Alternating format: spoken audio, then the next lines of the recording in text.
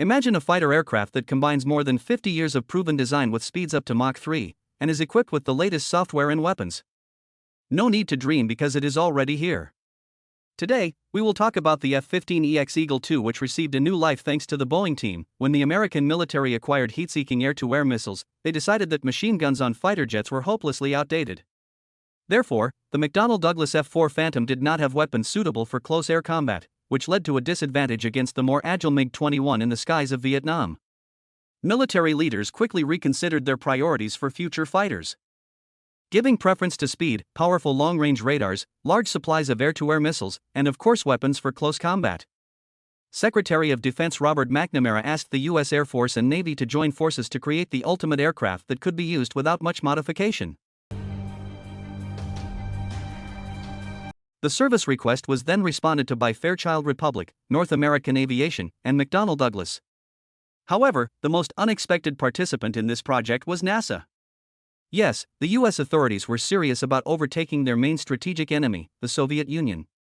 After winning the competitive selection, McDonnell Douglas began polishing the prototype, which at that time resembled a twin-tailed, fixed-wing F-14 Tomcat. The result of these efforts was the single-seat F-15 and two-seat TF-15, which would later be renamed the F-15A and F-15B. The F-15A took off on its first flight in July 1972, and a year later, its ion sibling, the two-seat F-15B, spread its wings. In 1979, McDonnell Douglas and the F-15's radar manufacturer, Hughes, collaborated to develop an attack version of the fighter aircraft designated the F-15E Strike Eagle. This is the starting point for the history of the F-15 Advanced Eagle family, and especially the F-15EX Eagle II. In the early 2010s, the U.S. Air Force realized that there would be a shortage of fighter aircraft in the 2020s due to delays or scaling back of existing fighter aircraft modernization plans due to deep budget cuts following the end of the Cold War. Plans to order 381 production F-22 Raptors in the early 2000s had been sharply reduced to 187 in 2009.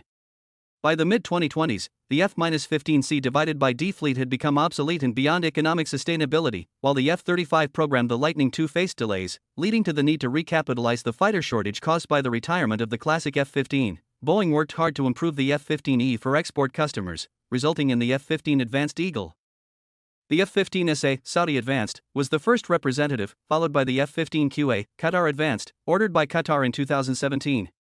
A series of studies in 2018 proved that a combination of fourth and fifth generation aircraft could help the U.S. Air Force recapitalize its fleet without too painful for taxpayers. The service is discussing with Boeing the F-15X or a single-seat F-15 Advanced variant based on the F-15QA to replace the Air Force's current F-15C and F-15D.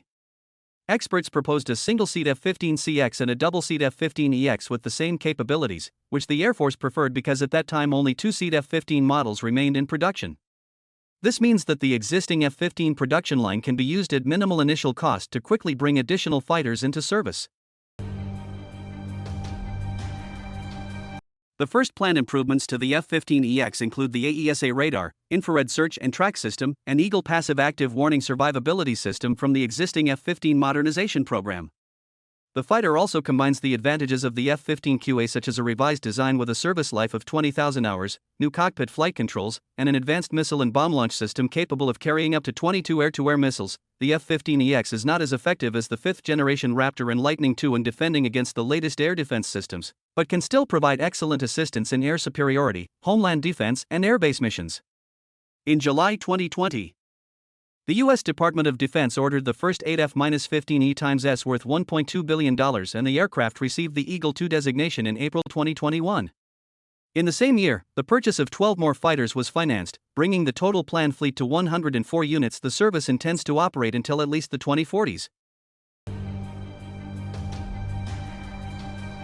The modifications to the F-15EX take the best of the Eagle's previous incarnation.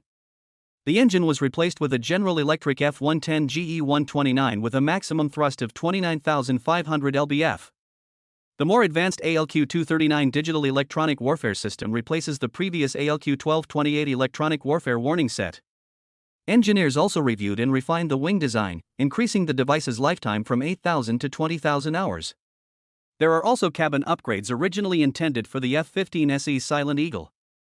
The hybrid mechanical electronic control system is being replaced by a more modern digital fly-by-wire control system, the F-15EX also received a new mission computer with the ADCP-2 Advanced Display Core processor, a large flight display for the pilot and weapons systems officer.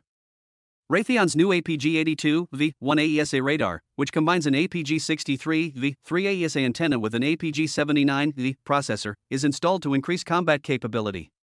To prevent overheating, the aircraft is equipped with a new cooling system and an adjustable radio frequency filter. This system ensures simultaneous operation of radar and electronic warfare. The F-15EX's large payload capacity gives it great flexibility. The advanced Eagle configuration can carry 12 air-to-air missiles, including the short-range AIM-120 AMRAAM or AIM-9 Sidewinder as well as the AGM-88 HARM. The F-15EX can be armed with 16 AIM-120s for AIM-9s and 2 AGM-88 HARMs for precision strikes.